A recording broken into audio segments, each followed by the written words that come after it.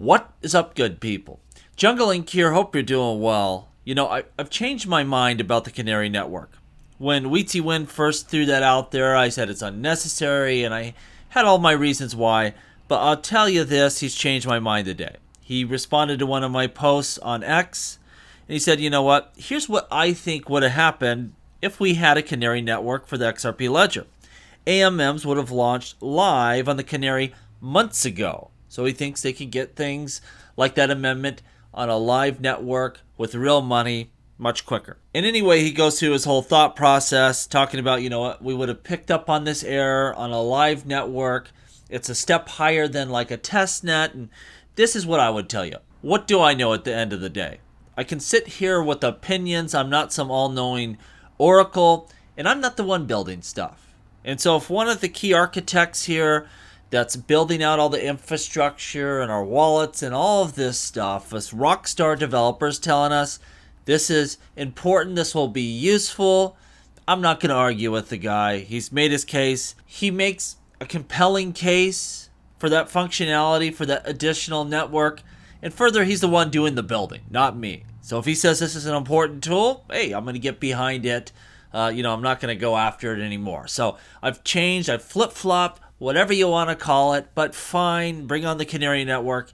If it accelerates building, if Weezy Wind and Richard and other people, building the future, if they say it's important, well, I'm not going to say otherwise. Now let's talk a little bit about this $2 billion request by the SEC wanting the judge to fine Ripple $2 billion. And I think the simplest way that this will play out is the judge is going to go, as she had at every other step in this court case, and she's not going to be moved by the nonsense and the various arguments by either side.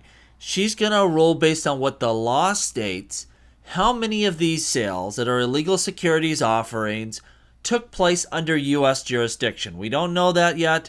The SEC hasn't brought it up, which leads me to believe it's not much of it. Or else they would have come out firing with that fact that, most of these sales took place in U.S. jurisdiction. They didn't bring it up because probably most of it happened overseas. But the judge is going to figure out, all right, this many illegal securities offerings happened under our jurisdiction. We have, this many operating expenses we can deduct against that because it's going to be based on ill-gotten profits. And if you didn't make a profit, they can't take it back. And they're going to arrive at a number, and there'll be some penalty factor on top of that to try to, make this unattractive to people in the future to try to do this very same thing. And that's going to be it. It's going to be, fairly simple. Now, I think where the argument is going to go is Ripple's going to say, hey, we sold almost all of our XRP overseas. And then the SEC is going to try to drag some of those sales back to the United States, as many as they can. They're going to argue that these foreign entities are just conduits to shovel XRP back into the United States. How much the judge is willing to play along with that type of reasoning, only time will tell. At this point in time, we know it's probably not going to be zero. And it's definitely not going to be $2 billion. And so there's some probably large and vicious fine somewhere between those two numbers. It's really a Ripple problem. They'll take this to appeals. The SEC is going to appeal because they don't like the overall ruling here. And it's going to take a really long time. And until they get to the end of that, we know XRP is going to continue the trade on the U.S. market. It's not going to be considered a security. And from that standpoint, they can't harm us like they did in the last bull run. Time is now on our side. Now, don't get me wrong. There's still some risk with an ongoing litigation. It's not going to help XRP's value, but don't have too much PTSD. This ain't 2021. We're not going to have, those same issues, those devastating delistings. I think we have good things ahead of us. I guess for Ripple, the big question is there going to be some kind of ruling that affects their ongoing business? But I don't know what kind of ruling we could have here. And again, I'm not an attorney. We'll have to see what they say. But I don't know what a U.S. judge could rule that would affect their overseas business, as long as it truly is overseas and it's not some conduit set up to try to funnel money back here to the U.S. I don't really know how they can stop Ripple from operating in other countries. I don't think they can.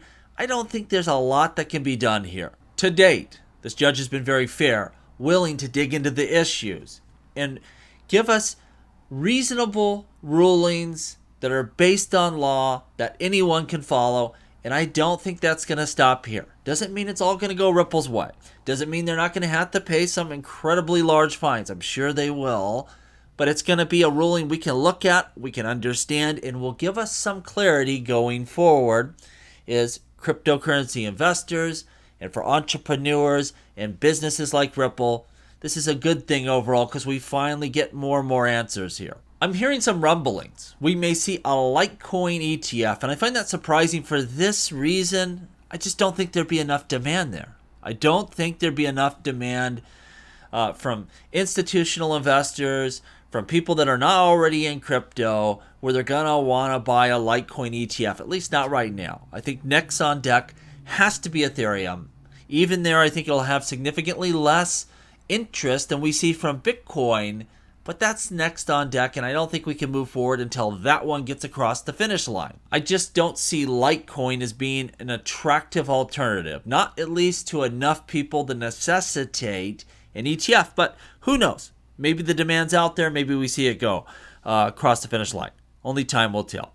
Crypto exchange KuCoin, violating anti-money laundering laws in the U.S. They've been charged. Crypto exchange KuCoin and two of its founders were charged with violating anti-money laundering laws by U.S. federal prosecutors. I got to tell you, I love KuCoin, and I've been kicked off. They KYC'd me, and of course, U.S. citizen, so I didn't pass that. And it's getting tougher and tougher. You know, a lot of these exchanges, BitTrue out of nowhere, essentially kicked me off their exchange. It's really a nightmare, and you don't have all the same options and services with U.S. exchanges. It's getting tougher and tougher here to operate, and that's the point of this. As we go prime time, they want to corner that market. They want to take it over. They want all of your money flowing through, BlackRock's ETFs and Fidelity accounts and Coinbase. The people that are in, and they want everyone else out. They're trying to take over this space, both regulators and traditional finance. As crypto enthusiasts, we know our ways around these problems, but they want to make sure that your everyday person doesn't have the freedom to just buy a token or invest in assets or projects if it's not running through their platform. That's the future, unfortunately. Let me know what you think down below. As always, please like, please subscribe. The revolution will be televised right here on Jungle Link.